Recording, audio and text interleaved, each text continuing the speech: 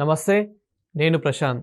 అహ్మదాబాద్ నుండి లండన్ వెళ్తున్న ఫ్లైట్ అసలు ఎలా క్రాష్ అయింది? అందులో ఎంతమంది మృతి చెందారు? అనే విషయాలైతే తెలుసుకుందాం. దీని గురించి అయితే మాట్లాడేందుకు ప్రస్తుతం మనతో పాటు సీనియర్ జర్నలిస్ట్ జయదేవ్ గారు ఉన్నారు. నమస్తే అండి. నమస్తే అండి. సరే, అహ్మదాబాద్ నుండి లండన్ వెళ్తున్న ఫ్లైట్ అసలు ఎలా క్రాష్ అయింది? ఇందులో ఎక్స్-సీఎం కూడా ఉన్నట్లు తెలుస్తూ ఉంది. గుజరాత్ ఎక్స్-సీఎం. అదేవిధంగా చాలామంది కూడా మృతి చెందారు. ఇంకా కొంతమందిని అయితే ఆసుపత్రికి తరలించారన్నట్టు తెలుస్తుంది. అసలు ఇదంతా ఎలా జరిగింది ఈ సంఘటన? యాక్చువల్గా ఇవన్నీ ఊహాగానాలే వినిపిస్తున్నాయి ఎలా జరిగి ఉండొచ్చు అనేది. ఎందుకంటే ఇది ఆల్మోస్ట్ ఆల్ ఒక 10 years నుంచి ఈ ఏదైతే మోడల్ ఉందో బోయింగ్ సమ్ నెంబర్ ఏదో 788 ఏదో నెంబర్ ఉంది, ఇది ఫెయిల్యూర్ పర్సంటేజ్ రేషియో చాలా తక్కువ. అంటే జనరల్గా ఫ్లైట్ యాక్సిడెంట్సే చాలా తక్కువ. అంటే కంపేర్ టు ట్రైన్తో పోలిస్తే ఫ్లైట్ తక్కువ, బస్సు అదే రోడ్డు ప్రయాణంతో పోలిస్తే ట్రైన్ యాక్సిడెంట్స్ తక్కువ. ఎక్కువగా ఉండేది రోడ్ యాక్సిడెంట్సే వరల్డ్ వైడ్గా కూడా. నెక్స్ట్ ట్రైను, ఆ నెక్స్ట్ ఫ్లైట్, ఇంకా పడవలు షిప్స్ అయితే ఇంకా చాలా తక్కువ చెప్పాలంటే ప్రమాదాల యొక్క రేషియో నేను మాట్లాడేది. నాకు తెలిసి ఇండియాలో రీసెంట్గా మొన్న సింధూరు అవ్వకముందు ఏప్రిల్లో ఏదో వాళ్ళ ఎయిర్ ఫోర్స్ వాళ్ళ ఫ్లైట్ ఒకటి క్రాష్ అయింది. అంతకుముందు 2019లో ఎప్పుడో ఇండియన్ ఫ్లైట్ ఒకటి క్రాష్ అయింది అరుణాచల్ ప్రదేశ్ దగ్గర. వరల్డ్ వైడ్గా కూడా చూసుకున్నా కూడా మ్యాక్సిమం 100 లోపే ఉన్నాయంట అన్ని దేశాలు కలిపి కూడా. అంటే ఇది చిన్న చితక అన్నీ కలిపి చిన్న చిన్న ప్రతి కంట్రీకి ఉండే ఎయిర్ ఫోర్స్ వింగ్ ఉంటుంది కదా, ఆ వింగ్ సంబంధించిన ఎయిర్ క్రాఫ్ట్స్ కానీ చిన్న చిన్న బోయింగ్ ఫ్లైట్స్ కానీ వీటన్నిటితో పోల్చితే 100 లోపే ఉన్నాయంట వరల్డ్ వైడ్గా కూడా. అంటే యాక్సిడెంట్ల యొక్క రేషియో చాలా తక్కువ ఉంటుంది. బట్ ఇవాళ జరిగిన దురదృష్టకరం జూన్ 12, 2025 అహ్మదాబాద్ నుంచి లండన్ గాట్విక్ ఏదో సిటీ, అది ఎయిర్పోర్ట్ పేరు, అక్కడికి టేకాఫ్ అవుతున్న ఎయిర్ ఇండియా ఫ్లైట్, అది కూడా టేకాఫ్ అయిన కొద్ది నిమిషాలకే ఫ్లైట్ ఎయిర్పోర్ట్ అవుట్కట్స్ దాటిన తర్వాతే క్రాష్ అయిపోయిందంట.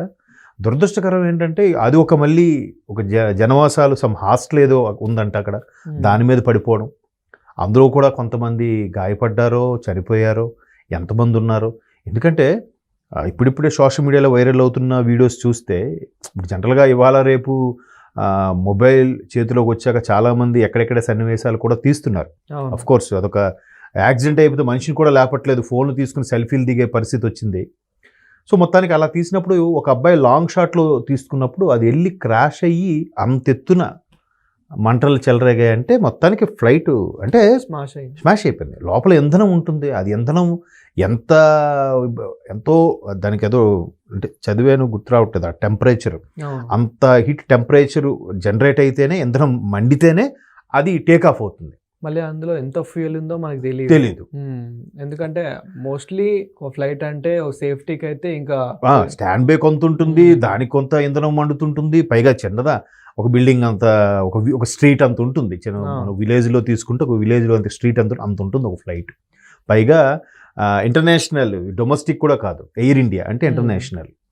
సో అంత పెద్ద ఫ్లైట్స్ వాటికి కావాల్సిన ఇంధనము బ్యాక్ అండ్ సపోర్ట్లో పెట్టుకునేవి, అది కాకుండా కార్గో ఐటమ్స్ ఉంటాయి, అది కాకుండా వాళ్ళ టీమే సిబ్బంది 15 మంది ఉన్నారంట. ఎవరు ఎయిర్ హోస్టెస్ కానీ, కెప్టెన్ కానీ, కో పైలట్ కానీ, దాన్ని ఏమంటారు ఇంకా జెంట్స్ని ఏదో అంటారు, వర్డ్ రావట్లేదు, వాళ్ళు అందరూ ఆ టీమే 15 మంది ఉన్నారు. అది కాక ప్రయాణికులు దగ్గర ఒక 210 మంది 220 మంది ఉన్నారు.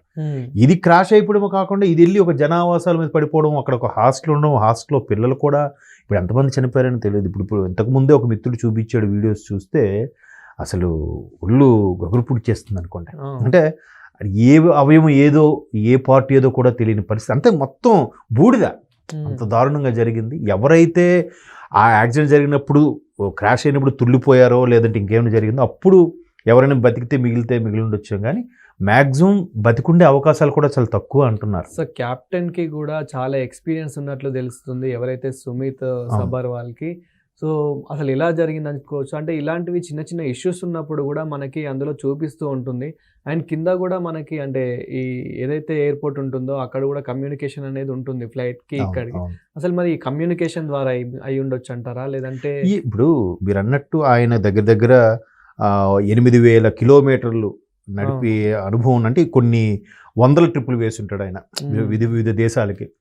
సో అంత సీనియర్ కెప్టెన్, ఎంత సీనియర్ అయినా ఒక్కొక్కసారి టైం, దాన్ని మనం సింపుల్గా టైం అనేస్తాం.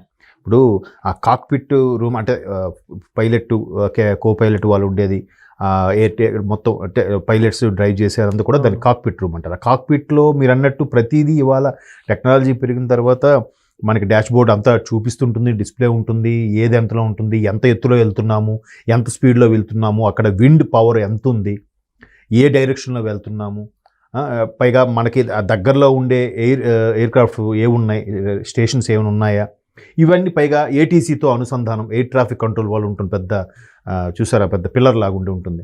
సో అన్నిటికీ దానికి వైర్లెస్ సర్వీసెస్ ఉంటాయి. దాన్ని ఏమంటారో మనకి ఎయిర్ ఫోర్స్ లాంగ్వేజ్ నాకు ఐడియా లేదు కానీ, సో అట్లాగా అన్ని జాగ్రత్తలు తీసుకొని వాళ్ళు 1-2 సార్లు చెక్ చేసుకొని ప్రతిదీ చూసుకుంటారు. ఒకసారి పైగా ఒకేసారి టేక్ ఆఫ్ అయిపోదు కదా, ముందు మెల్లగా రన్ చేస్తుంది రన్వే మీద. ఒక 5 కిలోమీటర్ రన్వే అంత ఉంటుంది. అది ముందులాగా ఒక మన ఆర్టీసీ బస్సులాగా ఇలా తీస్తాడు, తీసి అలాగే ఒక్కసారి ఆ ఆ స్పీడ్లో ఒక్కసారి అందుకున్నప్పుడు టేక్ ఆఫ్ అవుతుంది. సో అప్పుడు కూడా కొన్నిసార్లు కొన్ని ఇండికేషన్స్ వస్తాయి, రావచ్చేమో. బట్ అది టేక్ ఆఫ్ అయిపోయిన టైంకే నేను చూసిన న్యూస్ ప్రకారం అంటే మే డే కాల్ అని ఉంటుందంట. అంటే అత్యంత ప్రమాద స్థితిలో ఉన్నాము అనే అర్థం అంట మేడే కాల్. ఆ మేడే కాల్ కూడా కెప్టెన్ అటెంప్ట్ చేశారు కానీ అది మరి ప్రాపర్గా ఏటీసీకి అందిందో అందలేదో, ఈ ఎయిర్పోర్ట్తో ఉండే లింక్స్ ఏవైతే ఉన్నాయో అనుసంధానం ఉంటుందో దానికి కరెక్ట్గా ప్రాపర్గా కన్వే అయిందో లేదో దానికి. అంటే ఇప్పుడు ఎన్నైనా మాట్లాడుకోవచ్చు, అయ్యో పైలట్ అలా చేయాల్సింది, ఆ కెప్టెన్ ఇలా చేయాల్సింది అనుకుంటాం, కానీ నిజంగా అలా కావాలని ఎవరు చేయరు కదా. తరువాత ఈ ఎంత పెద్ద వ్యవస్థలో ఎప్పుడూ రేర్గా చెప్తున్నాను కదా, ప్రమాదాల రేషియో చాలా తక్కువ జనరల్గా మిగతా వాటితో పోల్చితే.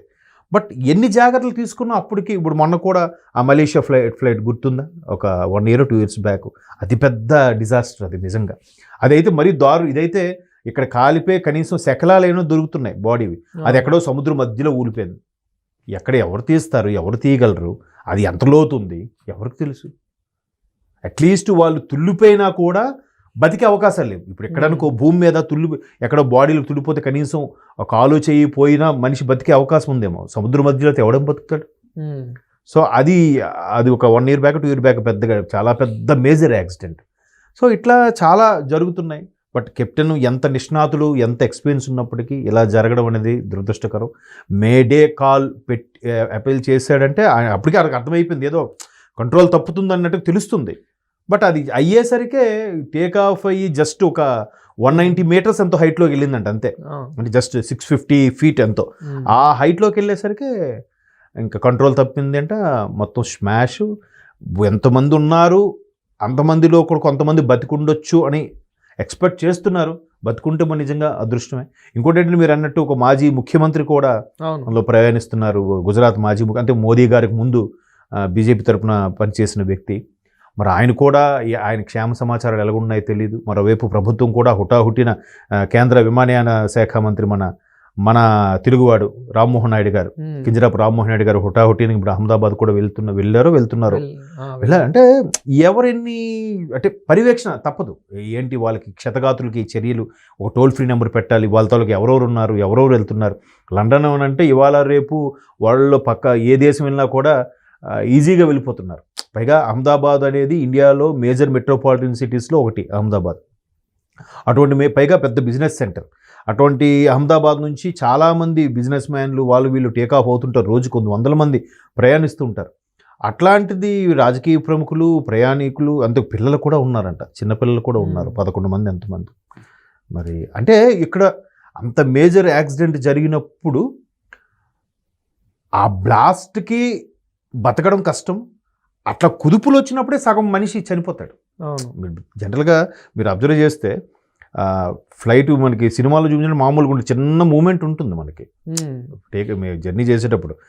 కొత్త సినిమాల్లో మనకి అలా ఊహించినట్టు చూపించడు. కొత్తగా నేను ఫ్లైట్ ఎక్స్ప్లెయిన్ చేసినప్పుడు ఈ సినిమాలు ఇప్పుడు అలా చూపించలేదు, ఇలా ఊతుంది ఎట్లా మళ్ళీ వాడు ఏంటంటే ఫస్ట్ ఒక నిర్దిష్ట ఎత్తులో ఎగురుతాడు, ఆ తర్వాత కొంత దూరంలో మరికొంచెం పైకి లెగిస్తాడు అనమాట. అలా వేసినప్పుడు మనకు తెలుస్తుంటుంది ఆ మూమెంట్, చిన్న జర్క్ లాగా ఇస్తుంది ఫ్లైట్. ఒకేసారి పై వరకు వెళ్ళిపోరు, మేఘాల వరకు వెళ్ళిపోరు. సో అట్లా ఎంతో చాకచక్యంగా చేస్తారు. అందుకే పైలట్కి చాలా శాలరీస్ కూడా చాలా ఎక్కువ ఉంటాయి. సరే ఇప్పుడు ఈ సంఘటనలో ఎవరైతే మృతి చెందారో మరి వాళ్ళకి ప్రభుత్వం ఎలాంటి హెల్ప్ చేస్తుంది అనుకోవచ్చు? అంటే ఇప్పుడు ఇమీడియట్గా మొత్తం వాళ్ళకి హాస్పిటల్ ఇంకా కొన ఊపిరితో ఉన్న వాళ్ళని తరలిస్తున్నారు. కానీ మ్యాక్సిమం బతికుండే అవకాశాలు తక్కువ అంటున్నారు. ఇది కాకుండా చూసారు, అదేదో కథ చెప్పినట్టుగా రోడ్డు మీద వాళ్ళ మానాలు వాళ్ళు హాస్టల్లో భోజనం చేస్తుంటే కరెక్ట్గా 1:39 ఎంతకో టేక్ ఆఫ్ అయిందంట. 1:30 మధ్యలో ఏ పాపం పుణ్యం తెలియని వాళ్ళ మీద పడిందంటే చూడండి, విధి ఎట్లాగ తీసుకెళ్ళేది. ఇప్పుడు ఫ్లైట్లో ప్రయాణిస్తున్నారు, చనిపోయారు అంటే ఓకే, అక్కడ ల్యాండ్ మీద అక్కడ ఉండి హాస్టల్లో వాళ్ళు తింటున్న వాళ్ళ మీద కూడా వెళ్ళి పడింది అని అంటే ఇంకా వాళ్ళు విధిరాత ఎలా ఉందో చూడండి. ఇప్పుడు వాళ్ళు ఎంతమంది బతికారో. ఇప్పుడు ఇంతకుముందు కూడా ఒక అబ్బాయి ఒక ఫోటో షేర్ చేశాడు నాకు. ఏదైతే వీల్స్ కింద ఉంటాయో అది స్లాబ్ కన్నమైపోయి కిందకి వెళ్ళిపోయి వీల్ ఏం లేదు, ఉట్టి ఆ రాడ్ మిగిలింది, మొత్తం కాలిపోయింది. అది కూడా మామూలుగా మనకి ఈ 14 వీల్స్ లారీ లాంటి కన్నా పవర్ఫుల్గా వేస్తారు. డన్లప్ టైర్స్ ఏమంటారు వాటిని, అంత స్ట్రాంగ్ ఉంటాయి ఆ వీల్స్. ఎందుకంటే అంత ల్యాండ్ అవుతున్నప్పుడు కూడా ఒకేసారి ల్యాండ్కి ఎక్సెక్ట్గా తగులుతుంది, ఒక్కోసారి ఫైర్ కూడా జనరేట్ అవుతుంటుంది. అంత జాగ్రత్తగా ల్యాండ్ చేయాలి, అంత బరువుని అది తట్టుకోగలగాలి ఆ టైరు. అంటే ఎంత స్ట్రాంగ్గా ఉంటాయో చూసుకోండి. సో అవి కూడా కాలిపోయి ఆ మధ్యలో ఉన్న రాడ్ ఒకటే కనబడుతుంది, ఆ స్లాబ్ కూలిపోయి. ఆ ఫోటో కూడా ఒకటి చూశాను. అందుకే ఉంటారేమో మృతి ఎప్పుడు ఎక్కడి నుంచి వస్తుందో చెప్పలేండి. నోబడి వీళ్ళందరూ చెప్తారే, ఇంకా ఈ రోజుల్లో నమ్మడం ఏంటి, ట్రాష్ టెక్నాలజీ అని అంటారు. కానీ ఇప్పుడు అది చెప్తున్నారు కదా, ఇప్పుడు వీళ్ళంటే ఫ్లైట్లో ప్రయాణించారు, చనిపోయారు. అభంశుభం తెలియని వాళ్ళ మీద కరెక్ట్గా వాళ్ళ మీద పడడం ఏంటి చూడండి, ఏదో సినిమా కథ లాగా. కాబట్టి మీరు అన్నట్టు టైం బ్యాడ్. మొత్తానికి ఎంత ఎక్స్పీరియన్స్ ఉన్నా ఎంత ఇది, ఇప్పుడు అలాగంటే రాజశేఖర రెడ్డి గారి హెలికాప్టర్ ఉన్నప్పుడు కూడా చాలా పైలట్ కూడా చాలా ఎక్స్పర్ట్ అని అంట. అది టైం చెప్పలేమండి. మరి వాళ్ళ గురించి మౌనంగా కాసేపు చనిపోయిన వాళ్ళ కోసం ఆత్మశాంతి కలగాలని కోరుకోవడం, ఆ కుటుంబ సభ్యులకి ధైర్యం ఇవ్వాలని చేసుకోవడం తప్ప ఏం చేయలేం. ప్రభుత్వం అయితే హుటాహుటిన చర్యలు తీసుకుంటుంది. చూద్దాం. ఇంక నెక్స్ట్ మెయిన్ ఏంటంటే బ్లాక్ బాక్స్ అనేది ఉంటుంది. బ్లాక్ బాక్స్ కానీ దొరికితే అసలు ఏంటి సమస్య, ఏం జరిగింది అనేది మనకి అందులో రికార్డ్ అవుతుందంట. ప్రతిదీ కూడా కాక్పిట్లో ఎక్కడ ఉంటుందంట బ్లాక్ బాక్స్. అంటే ఎంత ఘోరమైన ప్రమాదాలు జరిగినా కూడా అది మాత్రం ఏం కాదంట. అది కానీ దొరికితే అసలు ఏమైంది, వాళ్ళు ఏం మాట్లాడుకున్నారు, ఏం ఎక్స్ప్రెస్ చేశారు అనేది మనకి ఇంకొద్ది రోజుల్లో ఆ బ్లాక్ బాక్స్ దొరికితే మొత్తం పూర్తి సమాచారం తెలుస్తుంది. ఆడియోనే ఉంటుంది నాకు తెలిసి, ఆడియోనే, వీడియో కూడా ఉండదు నాకు తెలిసి. మరి ఇప్పుడు ఒక టెక్నాలజీ పెరిగి వీడియో కూడా వచ్చిందేమో తెలియదు. కానీ ఆ బ్లాక్ బాక్స్లో మాత్రం వాళ్ళు ఏం మాట్లాడుకున్నారు, సంభాషణలు అక్కడి నుంచి ఇక్కడ ఏటీసీకి కానీ ఆ డీజీసీకి కానీ ఉండే సంభాషణలు కానీ, ఏం మేడే కాల్ అని అన్నారు, వాళ్ళు మేడే కాల్ని ఎందుకు అనౌన్స్ చేశారు, అప్పటికే పరిస్థితి చేయి దాటిపోయిందా, వాళ్ళు ఏం మాట్లాడుకున్నారు, అవన్నీ రికార్డ్ వస్తే అప్పుడు మనం ఓహో ఇలా జరిగిందా అని తెలుసుకోవడం తప్ప ఏం చేయలేము.